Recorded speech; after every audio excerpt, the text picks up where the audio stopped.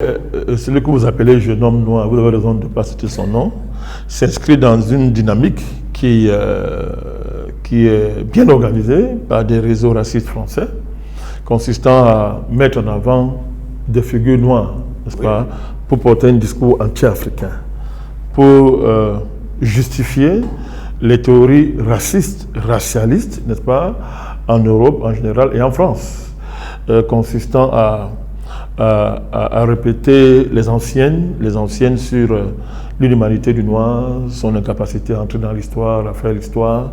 le fait que la colonisation était une chance pour nous, on n'a pas été à mesure, on n'a pas été à la hauteur de la colonisation et de ses bienfaits,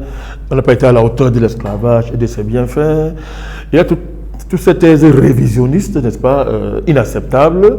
que la France veut promouvoir, pour ne parler que de la France, veut promouvoir pour casser le mouvement panafricaniste, pour prendre le revers du mouvement panafricaniste. Mais comme les Français, entre guillemets,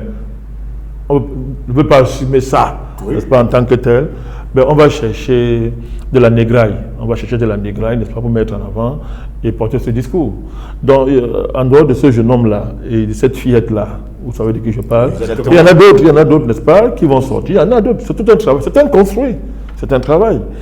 Au-delà de ça, il y a que un système, quand il est bien tenu, produit les agents, n'est-ce pas, qui vont le promouvoir.